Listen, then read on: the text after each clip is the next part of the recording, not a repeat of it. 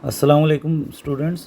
अच्छा जी, ये हमारी पार्ट 2 है, जिसमें हम नाइन्थ क्लास की फ़िज़िक्स के चैप्टर नंबर 3 के न्यूमेरिकल्स को फर्दर डिस्कस करेंगे। फर्स्ट वीडियो में हमने 3.1 से लेकर 3.3 न्यूमेरिकल्स डिस्कस किए थे। आज की वीडियो में हम न्यूमेरिकल्स 3.4 से डिस्कस करेंगे। 3.4 सिंपल न्यूमेरिकल है, इसको जल्दी से सॉल्व करके अगले न्यूमेरिकल पर आते हैं जो कि कंपैरेटिवली थोड़ा टेक्निकल होगा। 3.4 न्यूमेरिकल ये कहता है फाइंड द एक्सेलरेशन। क्या चीज़ मालूम करना है हमने? A produce by a force of 100 newton. क्या चीज़ गिवन है? फोर्स गिवन है जो कि कितनी है? 100 newton in a mass of 50 kg। और जो मैस हमारे पास गिवन है, जिस मैस के ऊपर ये फोर्स लग रही है वो कितनी है? 50 kg। तो सिंपल अगर हम इसको समझने की कोशिश करें कि एक हमारे पास मैस है जो कि कितना है? 50 kg का है, उसके ऊपर क्या लग रही है? फोर्स लग रही है 100 न्यूटन। ये कौन सा कॉन्सेप्ट है? ये Newton second law of motion है कि whenever a force acts on a body it produces acceleration. तो फोर्स गिवन है, मैस गिवन है, हमने मालूम करना है कितना एक्सेलरेशन है। Simple we have to find acceleration. Simple formula use होगा F is equal to M A. तो अकॉर्डिंग टू न्यूटन सोल्यूशन की तरफ आएंगे, according to Newton second law of motion F is equal to M ए, जो formula use करेंगे। अच्छा, फिर अगले स्टेप में हम क्या लिखेंगे? F की जगह उसकी वैल्यू जो कि है 100 न्यूटन, m की जगह उसकी वैल्यू जो कि है 50 kg। ऊपर यूनिट न्यूटन है, नीचे kg है। न्यूटन ओवर kg, तो अल्टीमेटली यूनिट हमारे पास मीटर पर सेकंड स्क्वायर ही बनने हैं।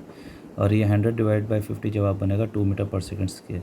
अच्छा, फाइनल यूनिट क्या बनने होते हैं किसी भी फिज़िकल क्वांटिटी के? वो वही ऐसे यूनिट होंगे जिस फिज़िकल क्वांटिटी को आप कैलकुलेट कर रहे हैं।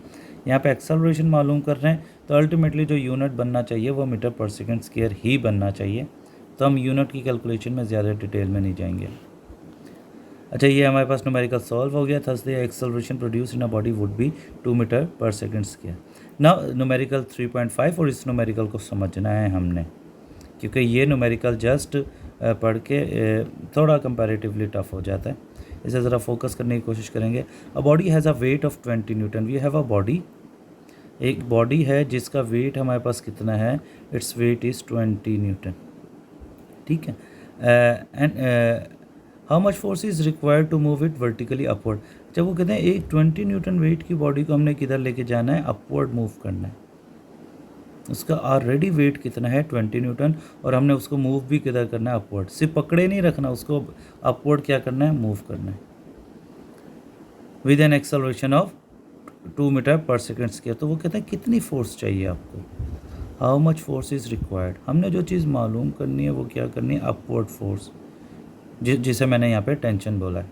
सपोज़ एक बॉडी को आपने एक धागे के साथ अटैच किया हुआ जिस तरह यहाँ पर, और अगर इस बॉडी का वेट कितना है? 20 न्यूटन है, तो आप इसको अपवर्ड मूव करना चाह रहे हैं तो कुछ ना कुछ फोर्स चाहिए, और आप इसमें एक्सेलरेशन भी कितना देना चाह रहे हैं? 2 मीटर पर सेकंड स्क्वायर का। तो बताएं ये अपवर्ड फोर्स कितनी होगी? तो इसके गिवन डाटा की तरफ आते हैं।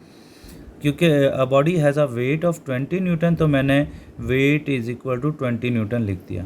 लेकिन उसके फ़ौरन बाद ही मैंने मैस की वैल्यू भी लिख दी 2 kg।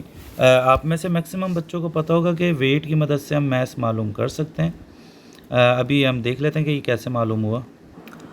ये सिंपल इस तरीके से मालूम हुआ है कि हमें पता है कि वेट बराबर होता है mg के, m बराबर होगा w/g के। w की वैल्यू यहाँ पे 20 न्यूटन है और g की वैल्यू बराबर है 10 मीटर पर सेकंड स्क्वायर। तो जब कैंसिल आउट हुआ है तो फाइनली हमारे पास जो मैस का जवाब आएगा वो आएगा 2 किलोग्राम। वेट 20 न्यूटन है, इसका मतलब है उसका मैस कितना होगा? 2 किलोग्राम होगा। जबकि एक्सेलरेशन जो है हमारे पास, उसको जो हमें प्रोवाइड करना वो 2 मीटर पर सेकंड स्क्वायर है। अब यहाँ पर हमने कौन सा फार्मूला यूज़ करना है, इसको ज़रा एक और एंगल से हम देख लेते हैं। अगर हम देखें तो हमारे पास यहाँ पे उन्होंने बताया कि एक बॉडी है जिसका वेट है 20 न्यूटन। डाउनवर्ड फोर्स उस बॉडी पे जो लग रही है वो 20 न्यूटन। हमने उस पर एक अपवर्ड फोर्स लगानी है जिसमें इसकी वजह से एक्सेलरेशन कितना है? 2 मीटर पर सेकंड स्क्वायर। अच्छा, हमने ये पहले पढ़ा हुआ है, अगर किसी एक बॉडी पे एक से ज़्यादा फोर्स लग रही है तो फिर हम क्या देखते हैं? नेट फोर्स, कि हम रिजल्टेंट फोर्स देखेंगे। और रिजल्टेंट फोर्स ऑपोजिट फोर्सेस में जब देखते हैं तो हम हमेशा सम ऑफ फोर्सेस देखते हैं, लेकिन जब ऑपोजिट फोर्सेस का रिजल्टेंट देखते हैं तो हम बड़ी वैल्यू में से किसको माइनस करते हैं? छोटी वैल्यू को। तो यहाँ पे बड़ी फोर्स टेंशन होगी और छोटी फोर्स जो है वो वेट होगी। तो यहाँ पे जो नेट फोर्स है वो T माइनस डब्ल्यू होगी। सवाल ये है कि ये T माइनस डब्ल्यू क्यों है, W माइनस T क्यों नहीं है? इसका जवाब सिंपल है, क्योंकि बॉडी किधर मूव कर रही थी, अपवर्ड। जब हम नेट फोर्स देखते हैं तो हम बड़ी वैल्यू में से किसको माइनस करते हैं, छोटी वैल्यू में को। हमें कैसे पता चला कि टेंशन बड़ी वैल्यू है? टेंशन बड़ी वैल्यू थी, इसलिए तो बॉडी किधर जा रही थी, अपवर्ड जा रही थी। अगर वेट बड़ी वैल्यू होता तो बॉडी किधर आती, डाउनवर्ड। तो इन सिंपल वर्ड अगर हमने नेट फोर्स देखना है तो हमने बड़ी वैल्यू में से छोटी वैल्यू को माइनस करना है। तो जिसका मतलब ये हुआ कि नेट फोर्स यहाँ पे बनेगी T माइनस डब्ल्यू। अच्छा जी, नेट फोर्स यहाँ पे बनेगी T माइनस डब्ल्यू। अच्छा, ये जहन में रखेंगे, according to Newton second law of motion net force बराबर होता है मास इनटू एक्सेलरेशन के। तो net force T minus W भी है, net force mass into acceleration भी है।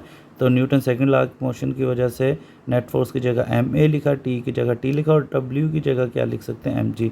तो इस न्यूमेरिकल में ये सारा समझाने का मकसद ये है कि इस न्यूमेरिकल में जो फार्मूला हम यूज़ करेंगे वो ये वाला यूज़ करेंगे कि नेट फोर्स होगा बड़ी फोर्स में से छोटी फोर्स को माइनस करना, क्योंकि इस बॉडी पे एक से ज़्यादा क्या लग रही हैं, फोर्सेस लग रही हैं। एक बड़ी फोर्स होगी टेंशन, क्योंकि बॉडी किधर जा रही है, अपवर्ड, और एक छोटी फोर्स है वेट जो कि डाउनवर्ड होता है हमेशा।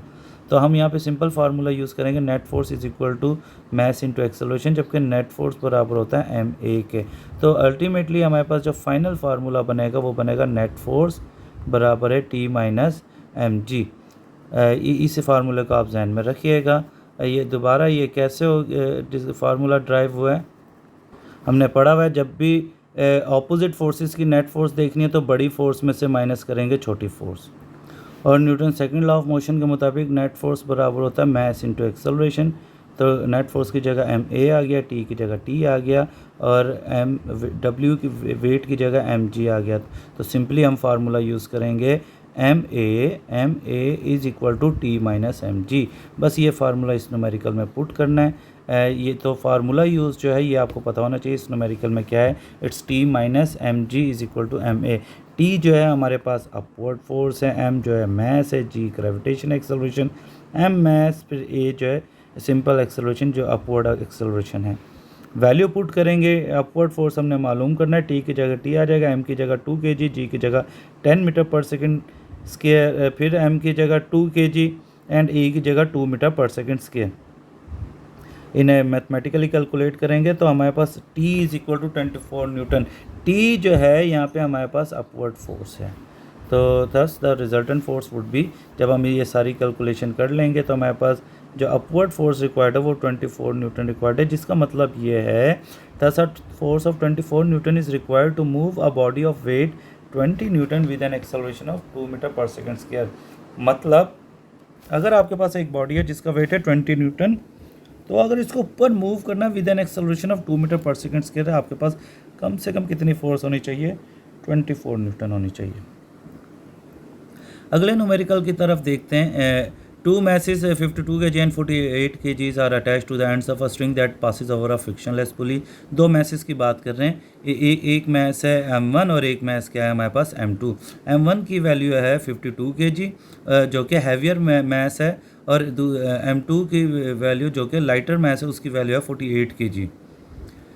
Find the tension in the string and acceleration. क्या चीज़ मालूम करनी है, टेंशन मालूम करनी है, और क्या चीज़ मालूम करना है, एक्सेलरेशन मालूम करना। Man both masses are moving vertically, जब दोनों मैस वर्टिकली मूव कर रहे हैं। पुली वाले क्वेश्चन में ये ख्याल रखिएगा कि हमारा न्यूमेरिकल में जो पूछा गया है वो ऐसे मैसेज के बारे में जो दोनों वर्टिकली मूव कर रहे हैं, या ऐसे मैसेज के बारे में जो एक वर्टिकली मूव कर रहे हो और एक हॉरिजॉन्टल। क्योंकि जो दोनों वर्टिकली मूव कर रहे होते हैं उनका फार्मूला जो है वो टेंशन का और एक्सेलरेशन का फार्मूला की इक्वेशन डिफरेंट है, और जो एक हॉरिजॉन्टल और एक वर्टिकल मूव कर रहा होता है उसके टेंशन और एक्सेलरेशन की इक्वेशन मुख्तलिफ है। तो यहाँ पे हमें कैसे पता चला कि हमें कैसे पता चलेगा कि ये कौन सा केस है? तो न्यूमेरिकल में कहीं ना कहीं उसका हिंट होगा, और यहाँ पे आप देख लें ये बताया हुआ है कि both the masses are moving vertically. It means ये वाली सिचुएशन है जो हमने यहाँ पे साथ दिखाई है। गिवन डाटा सिंपल है, m1 गिवन है 52 kg, m2 गिवन है 48 kg। टेंशन मालूम करें, एक्सेलरेशन।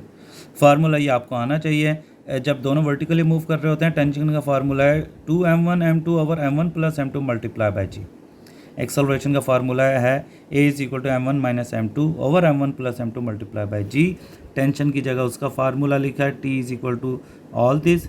वैल्यू पुट करेंगे बाय पुटिंग द वैल्यूज। जब वैल्यूज पुट करेंगे तो 2 की जगह 2, m1 की जगह m1, m2 की जगह उसकी वैल्यू है that is 48 kg। Than denominator में भी m1 की जगह 52 kg एंड देन m2 की जगह इट्स 48 kg और हमारे पास g की जगह 10 मीटर पर सेकेंड स्क्वायर होगा। तो फिर ये न्यूटन कहाँ से आ गया? हमने कहा कि सारे kgs और metre per second square ultimately multiply divide हो गए। जो फाइनल जवाब देंगे वो क्या देंगे? न्यूटन देंगे।